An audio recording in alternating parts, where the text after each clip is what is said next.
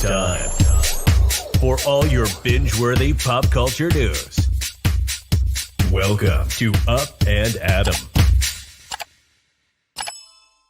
Hi, guys. Welcome back and happy Wednesday. All right, guys, I don't know what's going on with this mood today, but I'm in a great one, so we're going to take advantage of it while we can. I feel like there's like 8 different personalities that come knocking on my door every day. This is the good one, so I'm going to keep her as long as she stays. And Jason's out doing vlogs on a boat. My house is to myself, minus like those 4 little rats that are running around, and this is great. So we're back to talk about the Real Housewives of New Jersey. We know that last night we got the 3rd and final part of the reunion, which is bittersweet. I thought it was a great reunion, well, part 3, but also I just don't know. I'm excited for Beverly Hills. I think they're killing it. Dubai, I can't wait. Atlanta, they have to bring me back in. I'm not going to lie. Like after watching episode 3, I was like, I don't know. I'm going to give you guys 3 more episodes and see how we feel. In the meantime, guys, you know how this works. If you haven't already, go ahead, smash that like button. If you're not subscribed, get subscribed so you can join us in the live chat. Also, at the top of the live chat, I pinned a link because Zack and I were joined by Margaret Josephs live on stage for our Spilling Tea live tour in New York City. And we're dropping that exclusive interview tonight at 7 p.m. Eastern where you guys can join us. It's going to be a premiere. I'll be in the live chat. But since we're talking about the Platinum Blonde, is it a Blonde show? Bombshell? Let's talk about Zack Peter. Let's bring him up right now. Hold on. Zack, where are you? Let's bring you up. Hi. I'm here, bitch. Oh gosh. Come and knock on my door. I've been waiting for you. Guys, if you want me to drop him, I will. I'll drop him out. No, I'm just kidding. All right, let's see who's in the live chat. And before I ask Zack, I want to ask all of you guys to rate the episode 1 to 10, 10 being the highest. I did do a poll asking if you guys believe what Louie had to say at the reunion. And the options were 100% yes, I believe him. No, not happening. And I'm skeptical. And the majority went with no, not happening. You guys don't believe Louie Ruelas. So even though the cast said he did such a great job at the reunion, it doesn't look like you guys are buying it. Ayoko, hello. Sergio, hi. Aaron D, we have Murray. Murray, I just tried calling you, but I'll call you back after. Known SFC, hello. Sandra Lopez, hi. Lori, Gabrielle, hi. Nicole, Celia, common thread. Okay. Hi, guys. Zack, we're getting 9s, 9.7s, 9.5. I would give it a 9. I would give it a 9. 9. Yeah, I would give it a 9. It was good. And I'm glad that we finally got to see Tracy. We didn't see Tracy. What? She posted an Instagram photo in her seat on the couch, and they legit just cut her out of the entire 3-part reunion. I mean, you know what? I have sympathy for Tracy. Let me tell you why. I mean, my heart hurts.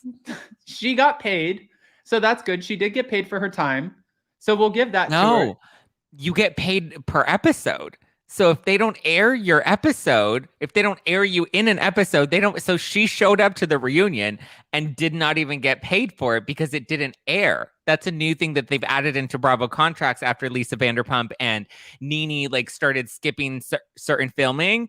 They don't want to pay you. Bethany talks about this in her new book, which I'm currently reading. And she said that was part of the reason she left Real Housewives of New York is because that was one of the new clauses they wanted to add into her contract was that if you don't appear in an episode, you don't get paid for it. So even though Tracy showed up and did the job, she's likely not getting her reunion bonus. And we know that the reunion, sometimes filming lasts anywhere from 12 to 16 hours, right? Andy said this one was 13 hours. Oh my gosh. So she was on set or in a trailer somewhere. Her husband was there, full glam, got glammed up. And can you imagine this actually? Okay, we have to talk about this for a second because this makes me feel really bad for Tracy because I can imagine her sitting there with her glam squad and her glam squad being like, listen, girl, you got to bring it. And that way you can solidify your place for next season. Like you got to show up and show out. And she's probably like gearing herself up like, yeah, I'm ready for it. And watch when I go out there. I have some shit to say to Teresa. And then they bring her out. Obviously, they film something because she's sitting on the couch, but they never actually showed any of her moments, which means it was a snooze fest. I mean, let's be real. If that were my outfit, I would want them to cut me out of the reunion too. Oh my God. I agree with people in the live chat, though, who say, You know, like we feel bad. LOL, poor Tracy. First reunions are tough, but that's probably the worst first reunion ever. That was horrible not to include Tracy. That would be horrible for anyone. That would be so embarrassing. I feel bad I actually do feel bad for Tracy. I don't want to sit here and talk shit about Tracy. I feel bad. I feel bad for her too. So if you guys are looking forward to Tracy next season, maybe don't. I heard, she's not coming back? Have we confirmed that she's not coming back? We haven't confirmed, but this doesn't look great. Yeah, it's not looking hot for her. It's not looking hot for her. Or Jackie. I mean, oh, okay. All right. So in this reunion, I do want to say last night, of course, if you guys didn't watch What Happens Live, you can go back and rewatch the episode. But we had the house husbands of New Jersey, including Louie, who's kind of a fiance, and Frank Catania, who's not a husband of anybody. But we had them, and we had them on Watch What Happens Live. And there were some questions that were asked that I want to get into later. But in the meantime, since everybody was rating this a 9, a 9.75, I'm also going to copy Zack on this one and go with a 9 because I thought it was great. I didn't think it was the best reunion ever or best part of a reunion ever, but we got some clarification or some runaround in the conversations. Let's start with, well, what everybody wants to talk about, and it's Teresa and Louie. So we know that Louie addressed the camp video and revealed that he got fired. He was fired. Or I don't know if can you help me clarify this really quick? Did he get fired or did he get asked to step down from a certain position where he shows face in his company, but he's still obviously going to collect a paycheck, which means he's not technically fired? I mean, he was asked to leave the company. He was asked to step down, which is like, you know, when you ask a housewife to not come back next season, you're essentially fired. But I didn't like the clarification. Like, we need to clarify that he didn't get fired because of negativity surrounding the show. He got fired for negativity surrounding his actions and the allegations that have been made against him by his exes. So there needs to be a little more of that accountability put onto him and not put onto Margaret. I mean, listen, even when he was trying to explain it, and everybody at this point is so tired and exhausted of the Teresa go round, as Andy Cohen likes to call it, right? We're going in circles. We're not getting anywhere. I don't know. I wish I would have had, like, I'm not drinking right now, but if I would have had a shot for every time she pointed the finger at Margaret during just part 3 of the reunion for all of the drama surrounding Louie, I would have been wasted. Liddy City, done. Okay. So when he's talking about the video, he said, just to clarify, what did you think about his clarification of the video? Because Andy did call him out on his shit. He's like, you said this was a breakup video, and obviously it was not, because you were saying that you wanted to get married. And then he's claiming as a grown-ass man that while going to this camp, they push you, and they pushed him to make it about a marriage thing as opposed to a breakup thing, which really, you're in control of your thoughts and feelings. I understand that these camps can be a little brainwashy or whatever it is, but at the end of the day, are you buying it, or do you think this is absolute BS? You know, my opinion of Louie really changed because I feel like there was a lot of accountability he did end up taking. There was that discrepancy in, like, did he propose to his girlfriend, or was he trying to break up with his girlfriend? He keeps saying that the situations are toxic. I don't love that he, you know, I mean, it sounds like, I guess, he's taking some accountability. It's better than what we got this season, and it was a lot more open than what he revealed on the show. And I think Teresa is really the one that's hindering his ability to actually come across as likable. Because once he explained things and even had a conversation with Margaret, like, they were able to kind of squash their beef. And I actually think he came across a lot. Yes, I'm still weary, but I think he came across a lot better. And I hope we get to see more of the real Louie, because obviously there has to be something that Teresa has fallen in love with. So right.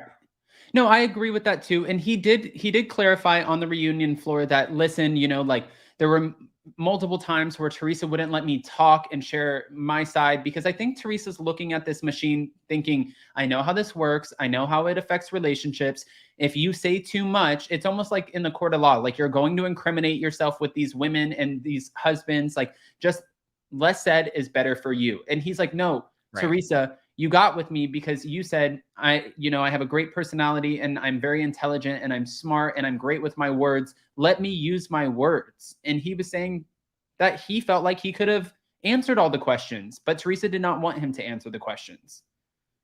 Yeah, she was his Achilles heel this season. She was the reason that he came across so unlikable. Not to say that he didn't have his moments as well, and I'm not trying to blame it all on the woman, but like she definitely prevented him from talking and prevented there from being a further conversation. Whereas I think they could have totally glossed this over and like everything would have been settled early in the season, and we didn't need to throw plates at Margaret. Right, exactly. And you know, what did you think about when Louie was trying to, by the way, guys, don't forget to smash that like button, 150 in the room, but what did you think about when Louie was trying to talk to Andy and explain to the cast about his exes and how, listen, you know, you're talking about stabbing somebody's tires, you're talking about alleged domestic abuse, you're naming off all of these things, but the reality of it is what husband, like when you're talking about children in custody, she called the cops on me when I walked in the door. What husband doesn't really go through that? And I'm thinking, I can name like 10 off of the top of my head. Like my family dynamics here in South Florida, I don't know one couple that's actually stayed together and stayed in their marriage, which is probably really sad to say that, but I just don't. And I know most of them, at least 9 out of 10 of them, have not been accused of domestic violence or had to call the cops while navigating a child custody situation. Yeah, I don't think that, like, I think when he says that the relationships were toxic, that's an understatement. They sound very toxic if we're slashing people's tires and there are allegations of, you know, domestic violence. It doesn't sound like these were very healthy relationships, and it's bad that there are multiple women from multiple relationships that are coming out and kind of corroborating some of these stories. It doesn't seem like him and Teresa have that type of relationship. So I can only hope that there is some sort of growth and that, you know, any accountability that needs to be taken on his part is taken on his part. But it's not looking pretty. It's not a pretty mess. I mean, I have to say this too. And if my mom's watching, I'm so sorry. I'm sorry, Mom. You know, hi, Mom. Hi, Mom. You mad at Adam, not me. I didn't say he did. My mom had this ex-husband. He was my stepdad for a long time. He hated me since I was a little kid, like hated me because my mom gave me all the attention when I would come around. My dad had full primary custody. And when I would come around, I would just hug onto my mom and not want to go anywhere. And that hindered his time with her. So he would just let me know all the time, like, I don't like you, whatever. So eventually my mom, she went through breast cancer and gained up to, she was like 250 pounds and then dropped down to 130 pounds. Okay. And then he was telling her how ugly she was, trying to make her feel insecure because she lost all this weight when really she looked damn good. So she ended up getting a divorce from him. And when she did, we moved into a new apartment out of our house. And I was sitting there on the computer one night and I look over to the window and I can hear somebody crawling under the window. So I opened the curtains and I see him looking up while he's on all fours and I see him with a butcher knife and I screamed so loud. It was the most terrifying thing ever. I screamed and my mom's like, what? And I was like, Mom, he's out there. He's out there. And she goes out there and she runs around the corner and I ran after her. I was like, no, get back in the house. And we run out to the parking lot and he's literally out there with this butcher knife trying to stab her tires. And it reminded me of like an alleged Louie situation. Like people, this guy really scares me. He gives me red flags. Like people, sometimes that's not like a trait that you can necessarily get rid of. If you're narcissistic and you're controlling and you're addicted to a relationship, it's really scary, actually. Yeah. I mean, no, it is. I mean, yeah. And all we can do is hope that like, it's not that, you know, whatever issues maybe let's hope that the camp that he went to helps solve some of these issues for him for Teresa's sake. You know, I see a lot of people have a lot of concerns about Louie, and I think, you know, I just hope for Teresa's sake these allegations, I mean, and for the women's sake, I hope they didn't have to live through these horrifying experiences themselves, you know. Well, what did you think too? And by the way, Susan Trapp, did you hear him say that you will regret doing this later? He just made my skin crawl. Can't wait until her love bubble blows up and she has to apologize to everyone. I don't hope that for her. But yes, I did hear where he was trying to tell her like stop and whisper to her. But Louie, the mic catches everything, man. You got to get with it. Okay. I know this is learning. It's his first season. It's your first season, but even like as a rookie going in, you have to know that the hot mic moment is like a producer's dream, and they are going to air it because if you feel the need to whisper it and they catch it, yeah, you better believe it's going to make the cut. Tracy didn't make the cut, but the hot mic moment damn sure will. And when he was telling her to calm down and just be quiet and, you know, change her perspective, did you find that to be like cringe, or do you think that he has a way, because Teresa can be hot-headed, so this is kind of his way of communicating and handling her, which I hate to say handling her, but that's how it comes off. I mean, yes, it did. It was a little patronizing. It was a little condescending. And he does have those undertones, but it's like, that's also not unique in Jersey. I mean, look at Joe Gorga, where he made the comment about how, you know, men are a little more sane in the head than women are, you know? So it's like, it's very misogynistic in that culture. So I think Teresa's also just used to being with a man like Joe Giudice. He was no prize. I think she's used to being with men like that, and she's used to men speaking to her like that. That doesn't make it okay. But I did catch those moments, and they weren't very pretty. I mean, I see where people are saying in the live chat, how else do you get her to shut up? And how, like, see, I just don't look at it like that. Like, I guess I would just walk away. And I think, I mean, even the way he comes off in a couple of moments where it's like, turn the fucking mic off, or like, you know, Margaret, I wouldn't be afraid of you on, you know, your best day and my worst, or whatever he said, you know, like there are a couple of cringy moments. And for him, one thing that I have to acknowledge here is he was able to show Teresa that there is hope. I mean, he was able to literally look at Margaret, and Andy asked, like, do you accept her apology? When Margaret was like, look, Louie, I wasn't trying to tear you down. That was not the whole purpose of this. I was trying to help you get ahead of the narrative and for you to take control. And Teresa wasn't letting you talk. Teresa interjects and she's like, well, had you have been a friend and you would have called me off to the side, that's not how this shit works. This is reality TV. You have to catch every moment on camera in order to get a good show. It was the same thing like when she got upset with Jacqueline for asking about all of the, you know, headlines that were out about her and Joe and their financial issues. You know, it's like she doesn't like when friends question you, especially on camera. But it's like, look at last season with, or was it the Evan cheating rumors, where she was literally going around on camera talking about them.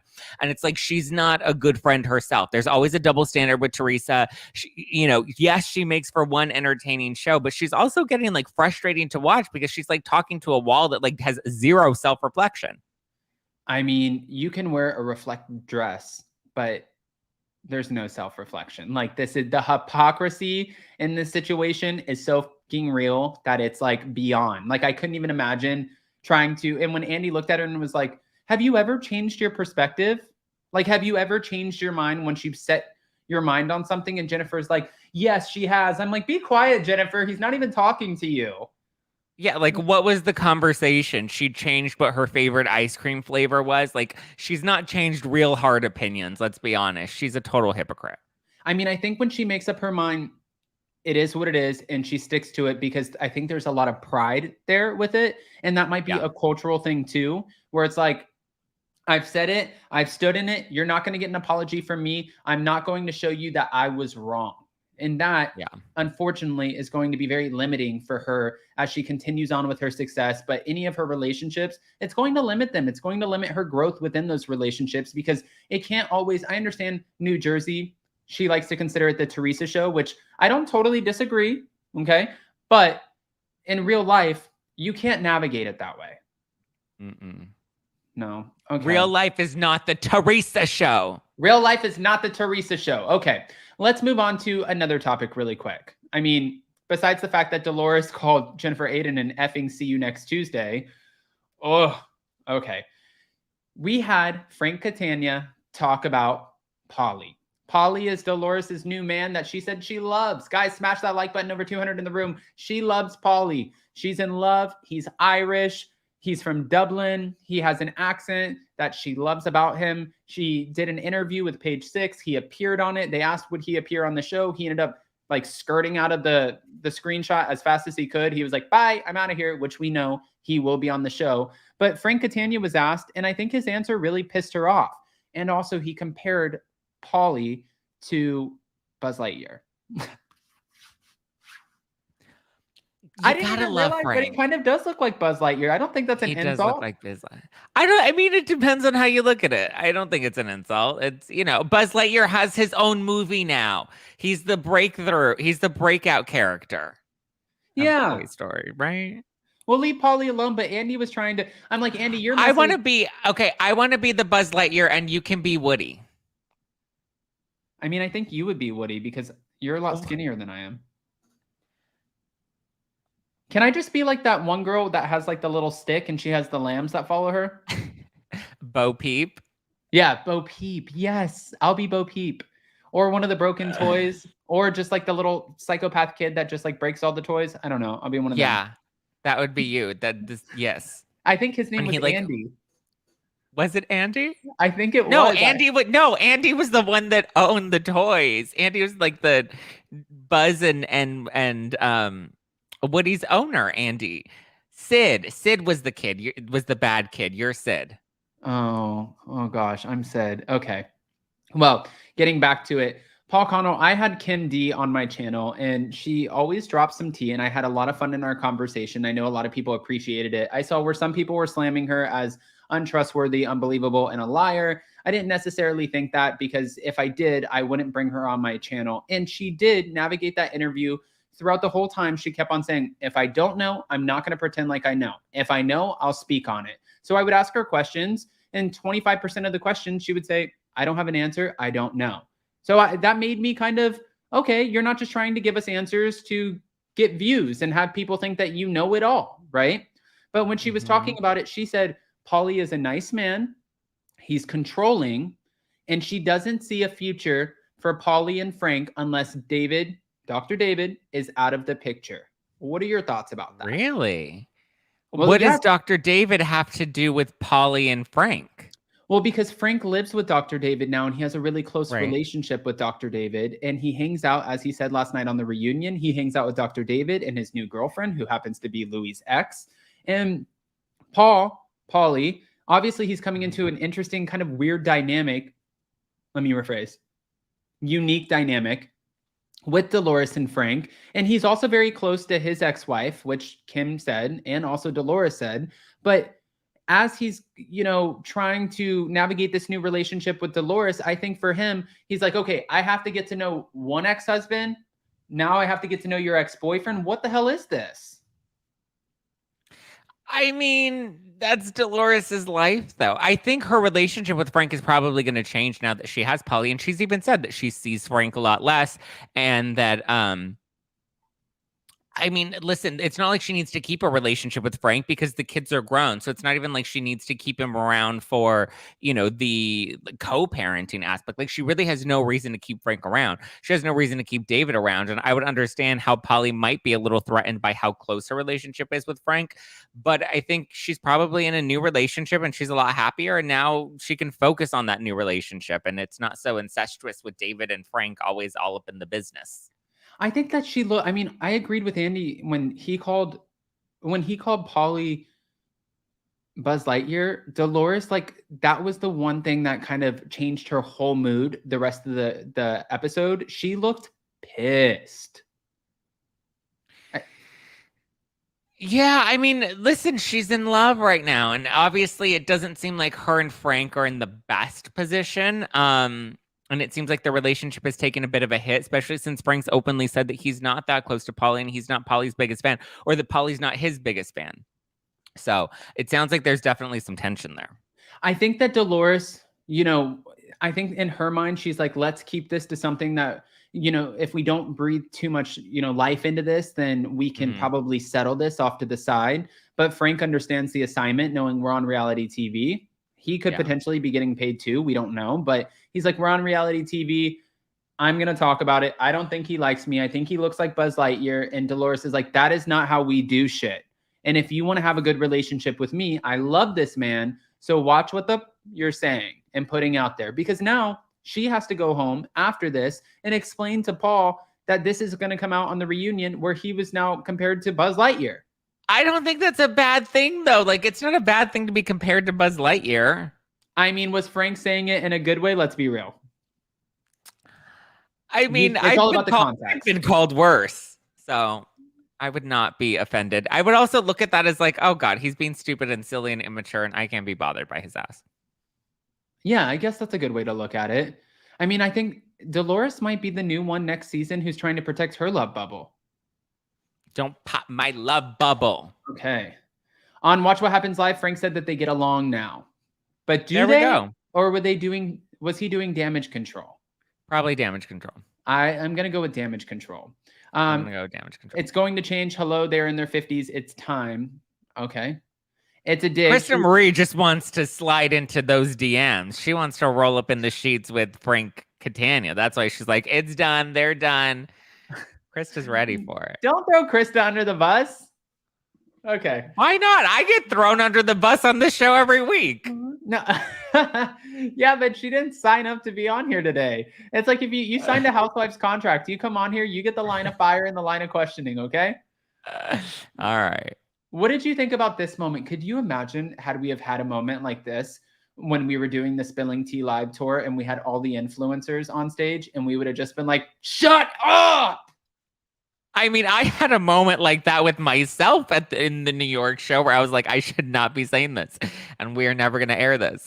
But here's the thing with Andy and his moment. Like, Andy's been on these reunions for a very long time. He knows how to deliver lines. He knows how to deliver a memeable moment. I think Andy knew exactly what he was doing and like having this like, you know, little tantrum. I think it was a lot more it wasn't as genuine of a reaction as many people are believing that it is. Okay. You know, I thought it was, and I was hoping that he was kidding. And listen, I love me some Andy Cohen. We love Bravo. This is no diss whatsoever. So let me just be very clear about that. But when he was like, I had dinner reservations to get to, I'm like, guess what, friend? We're all invested in this. You have over 1 million viewers per episode on this franchise. We don't care about your dinner reservations. Whatever we have to do to get to the point, we don't care about your dinner reservations. What time were his dinner reservations? Like, you know, these reunions take long. You knew that this was likely going to be a long taping. I don't know. I think that was also another line because it's like, what time are your reservations? At 9, 10? Like, you really think you're going to be wrapped with the reunion by then? I don't know. I wonder what time they start filming the reunion. They must start at like 10 o'clock in the morning. Exactly. And if it's a 12-hour shoot, then you're not wrapping until 10 o'clock at night. Or if it's 13 hours, then you're not wrapping until 11. So maybe they even... So who makes a dinner reservation that late? I mean, yeah. Exactly. I'm pretty sure they have to be there by like 6 to start doing glam. Glam will take a couple hours. They're probably on set by 9, 10. You know, I didn't realize how long glam took until I did my Fallon interview. And I had the studio booked for X amount of hours. And then she came in and she was on time and she had her glam squad come in. And the people who were sitting around, like the videographer and stuff, who I had booked for X amount of hours, they were like, okay, you know, how long is this going to take? And I was like, she's in glam. It'll probably be an hour. It ended up lasting about 4.5 hours. And I was like, glam. How? Glam takes time. She literally started glam with breakfast and then ended glam with lunch. And I was like, this is the craziest thing. Like for me, I just go on and I like do some eye repair cream, throw on some moisturizer, zhuzh up the hair a little bit, and then voila, we're here. But some of these women take this very serious. Glam is serious. Glam is serious. You have to take glam seriously. Okay. Glam is not a quick, little rub a little gel in my hair moment. Okay. All right. Well, back to it now really quick. Since we did have Kim D on the show, we saw where Jennifer Aydin was saying to Bill Aydin, please speak up. And in this moment, she was saying that she's no longer upset. She doesn't blame Margaret Josephs for this rumor, or not rumor, but I mean, it was truth, but for Bill cheating on her. And she's actually now kind of found it in herself to be sort of relieved that this came out, because her and Bill had a pact that if this ever came out that they would deny it. But once it did, she did not deny. She was just straightforward with, yes, it happened, and get who it was right, girl, because you came with the wrong information. So shut the fuck up with that. Right. And then she owned it. And then she turns around and you see Bill, he's kind of talking in circles. I forgot in that moment, though, what did she want Bill to speak up about? About the fact that Frank was the one that revealed the cheating rumors about Evan. That she heard about it from Bill, and Bill heard about it because he was out to dinner with Frank. And the reason she called Frank is because she heard that he knew who the woman was. Right. And then you see Jackie Goldschneider and she's like, damn it, man. Again, we're doing this. We're going back and forth again over this cheating rumor that nobody has brought receipts to the table for. Yeah, where is the woman that he was apparently sleeping with in the gym? Why haven't we brought her out? Why hasn't that been an Up and Adam exclusive? I mean, listen, I'm not in the business of ruining people's families. So if that woman does come out, anybody else can take her. I don't want her. Okay. I even wanted, at first, I wanted to do, and I know this is off topic, but I wanted to do an interview with Katharina Mazeppa, who is the one who came into the relationship with Dr. Lenny. And then I saw where there were posts where she was liking posts of them as a couple. She was at their Halloween party. And I was like, I know you have a side to this story, but really, girl, you're 25 years old. Did you walk in this $80 million mansion on Star Island and say, wow, I'm home, and manifest the shit out of this? Like, don't worry, girl. I'll get you out of here. So I don't want, like, those are not the kind of interviews that I want. I know sometimes they're a little bit more exciting and salacious, but I want to go, like, now I feel bad for Lisa Hochstein. I don't want to go and have like Katharina Mazeppa come on and be like, I can't break up a family that's already broken. You know what I mean? Yeah. Yeah. I mean, she's not wrong though. I do love Lisa. I love me some Lisa. I mean, this, but like Margaret said, you can't ruin a marriage that's already broken. Yeah. And you can't ruin a happy marriage. You can't ruin a happy relationship. Exactly. Oh, speaking of Margaret Josephs, if you guys didn't see last night's episode, Joe Benigno got his eyes like cleared out. He got some little tea bags taken out. Yeah, he looks great. Who said that he didn't even notice a difference? Was it Joe Gorga? No, I think it was, yeah, it had to have been Joe Gorga because it was on they were sitting on the same side. Yeah, he's like, I didn't even notice a difference. And she's like, you know what? We like cleared out the pipes a little bit under his eyes, and it is what it is. Like, we got some shit done. It's like, okay. He looks great. I think, listen, he even looked great when we saw him in person. I thought he looked fantastic, even though he had, what was it? Bronchitis? I got bronchitis. I don't know what it was. Anybody got time for that? I think it was bronchitis. It wasn't anything that he could spread. So that's why he was there. So just to be clear, like we didn't bring a sick Joe Benigno. It wasn't herpes. Yes. Yes, it was not. Yes. My gosh. Too far. Okay. Now, Jackie Goldschneider also talked about her journey, her health journey. And we saw Evan speak out a little bit about this. And she said she feels like the show saved her life. Now, in this moment, I was thinking two things. One, I feel like she's being very vulnerable about a situation that's really had a lot of control over her and her life for a long time. But two, I think that she was trying to solidify her spot for next season by saying, Andy, this show and being vulnerable and open about this actually saved me. Meaning, so please let it continue to save me and bring me back. What were your thoughts? Did you think about it like sketchy like that? Or were you just like, no, those weren't her intentions at all? I don't think those were her intentions at all. I think she was, again, just trying to deliver, a moment. Because even Andy being like, wow, really? It's like, come on, are we being that serious? I mean, I'm sure seems to be in a very great and happy, healthy place right now. Recovery is a journey. It's not something that happens just after a little therapy. So it's going to be something that's going to continue to be an ongoing journey for her. I hope that we get to see more of her.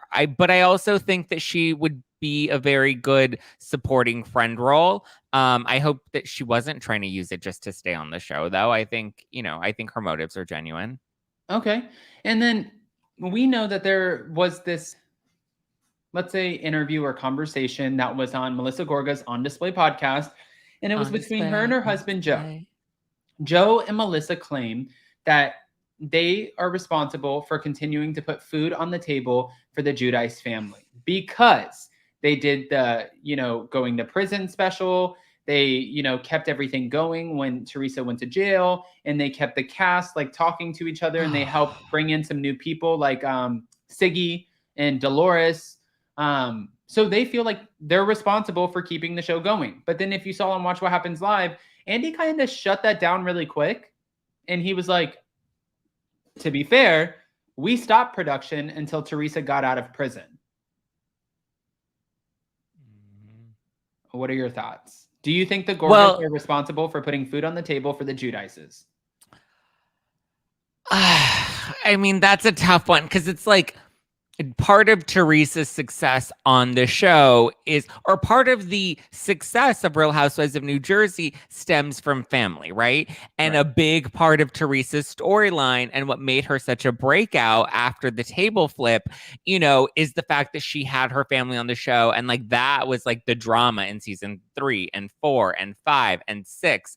It was just, it is the Teresa show, but it wouldn't have been as solid of a show without Melissa and Joe. I think Melissa and Joe are very good supporting characters. I think when they said that they put food on the table, it was in relation to filming that special while Teresa was in prison, because Joe Gorga got paid for that. The comment that Melissa and Joe, or that Joe clarified on display, was that he didn't have an income. He wasn't working. Teresa was in prison, so she couldn't work. Obviously, we know she signed a $1 million book deal while she was in prison. But his point was that he gave Joe, that him and Melissa filming with Joe Giudice gave Joe Giudice someone to film with while they had that special so that he could pay some of the bills while Teresa was in prison. They have a point. Are they overshooting their mark quite a bit? I don't think that they're the reason food was put on the table. I think Teresa's the reason food was put on the table. I think she was a hustler. She was signing book deals. She was signing bottles of Fabellini. I think the Gorgas were a little full of themselves in their comments. Okay. And Lynette M said, definitely not. The special would have been filmed with or without the Gorgas. Besides, if you do something from the heart, there is no need to brag or bring it up, especially for family. Tell that to Teresa. Okay. And also, Aaron D, this is kind of an interesting point. Manzo family was center stage, but when Joe and Melissa came on, it did switch. They helped Teresa. And they did. And that credit needs to be given to them. Yeah. And, even when they asked Teresa on stage, when was one time that you stuck up for Melissa? She's like, I don't know. Can somebody help me here? And we're like, no, nobody can help you because that doesn't exist. Roll the footage. That moment does not exist. We haven't ever seen you help Teresa or help Melissa or say something kind about her, or, it doesn't exist, Teresa, unless there's an unedited version of some of these episodes, which we know exist. Like maybe it's there, but we have not seen it. So we will say that. I do want to ask you though, because I was watching back an interview that kind of followed Teresa, Caroline, and a few of the housewives who have been around. And when they were catching up with them, Andy asked Teresa, do you blame Caroline Manzo and the Manzo family for you and Joe going to prison? And Teresa's answer was, I just find it very odd that they predicted it before it happened. Do you not find that odd, Andy? Do you think in your mind that the Manzos had anything to do with revealing any information about the Judices to the feds in order to kind of kick off this whole, prison stint, deportation, all of it? No, I don't think the Manzos had anything to do with anything.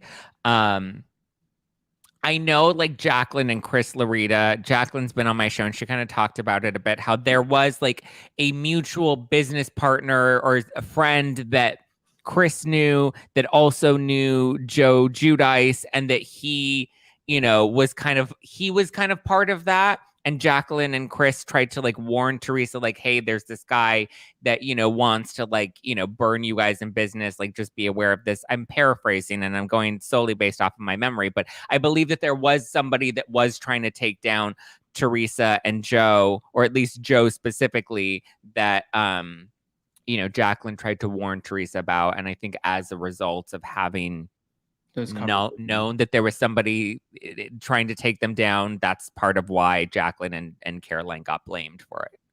Okay. Myra Cabrera said, Kim D said that it was not Bill's only affair. We did talk about that. I am curious to see if that does come out, because we are hearing that this was one of the affairs, but it's not the only affair.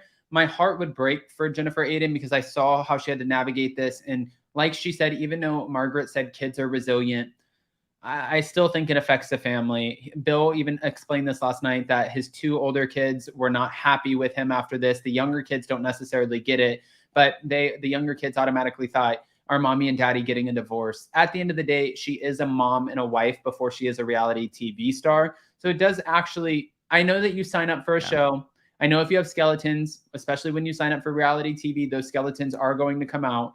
But it did make me feel, it doesn't mean I don't have compassion for it. And I really, really hope that there's no more skeletons coming out about the Bill and Jennifer affair. However, I do want to say we just spent 2 seasons bringing up Evan's alleged affair when there were no receipts and no accountability taken on the Goldschneider's part.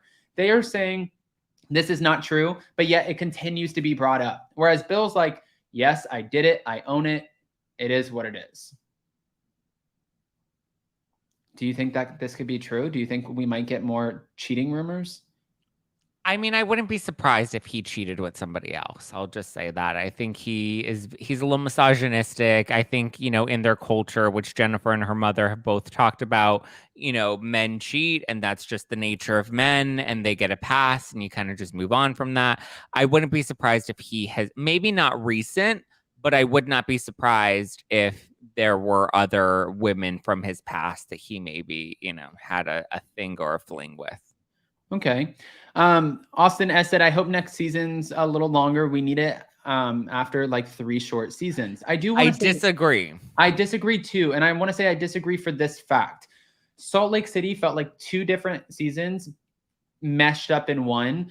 And the first 9 episodes, I was bored to tears. Like I really was. Then after episode 10, when we started getting all the drama with Jen and, like everything that happened, I think that everybody started investing themselves a little bit more. But it was 22 or 23 episodes. No, we can't do those anymore. They're too long and there's too many filler episodes.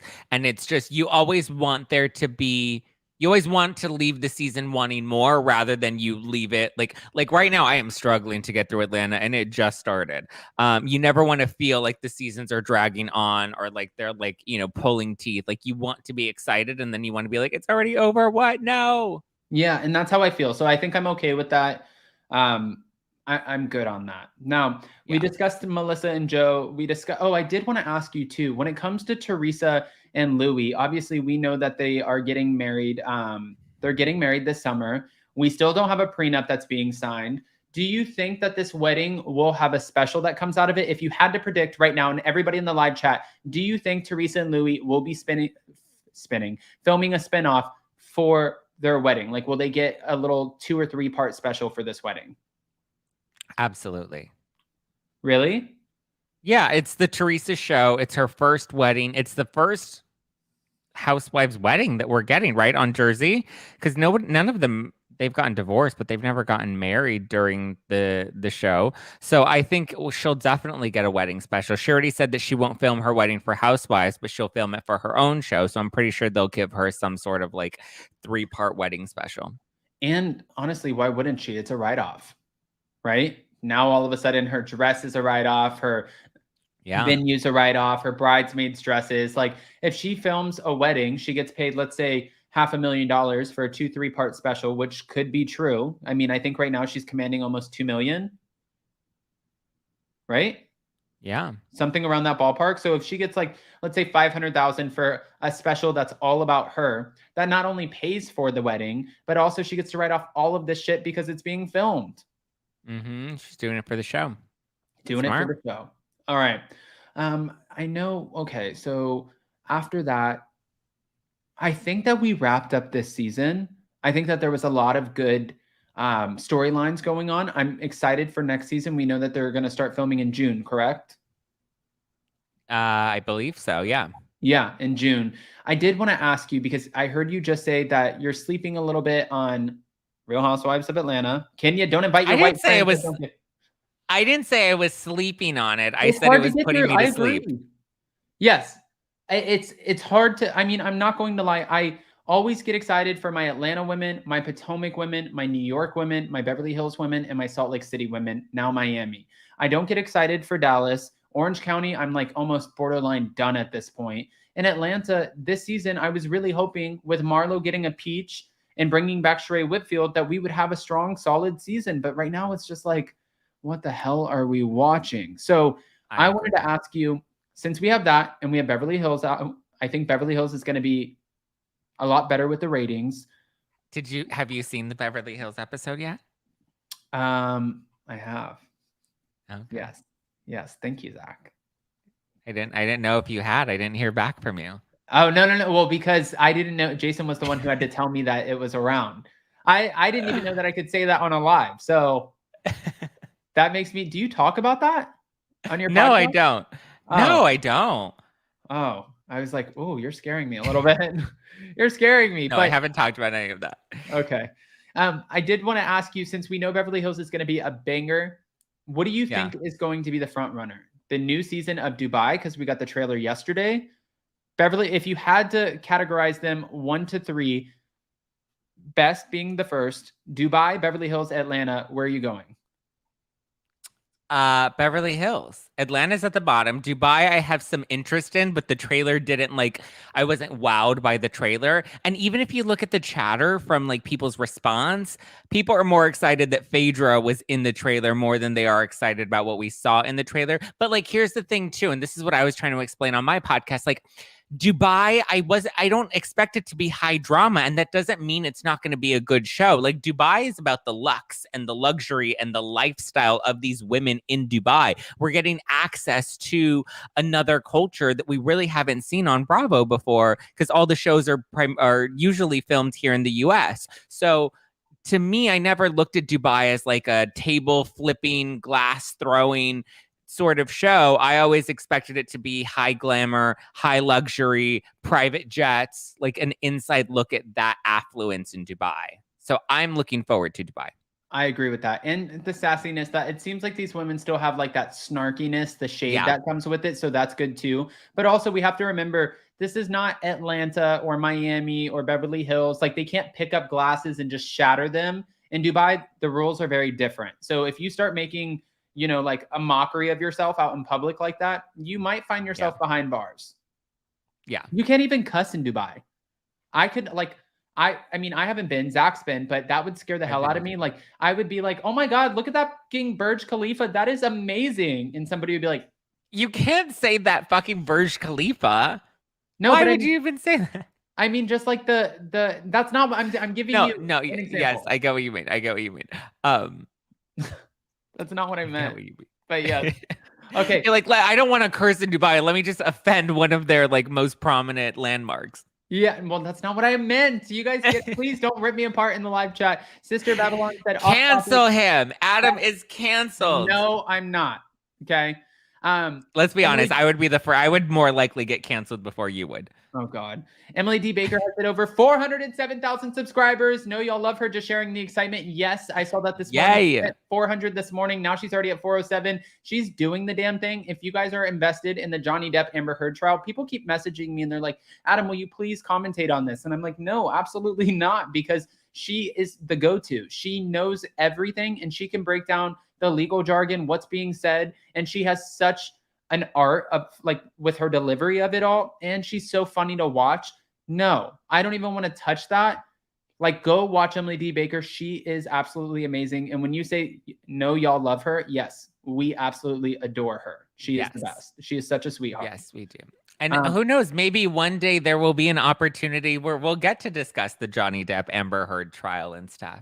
You never know. Maybe we'll bring Amber Heard on after all of this. I mean, let's be honest. Her career is going to be in the toilet after this anyways. It's going to go down the drain with Aquaman 2, with her role in Aquaman 2. I mean, now they're saying that they're going to do a new Pirates of the Caribbean, but they're talking about 2 different renditions of it, but one starring Margot Robbie, and I'm all for it. Well, Johnny Depp said he won't do it. I mean, I know that makes me sad though, because when I think good for him. After the way they treated him? I'm sad. Yeah, after the way they treated him, yes, good for him for walking away. But I would be sad to not have Jack Sparrow, because to me, that is Pirates of the Caribbean. I know, just the drunk, why is the rum gone? That's what I think about when I think about pirates. I know we get Orlando Bloom, and who's that woman who's always, why am I sleeping on her? Is her name Cara? Oh, yeah, Keira Knightley. Keira Knightley, yes. Sorry, guys. But no, I mean, I know that we think about them as well. And yes, they're front runners, but let's be honest, the star of the show was Captain Jack Sparrow. I mean, yeah, he is Pirates of the Caribbean. Yes, he is. You couldn't even remember Keira Knightley's name. Exactly. Well, and that's a problem. That's a problem. Anna said, I love Heather on OC and thought she would elevate it this season. I like seeing her with her kids, but overall it was a snooze fest. I agree.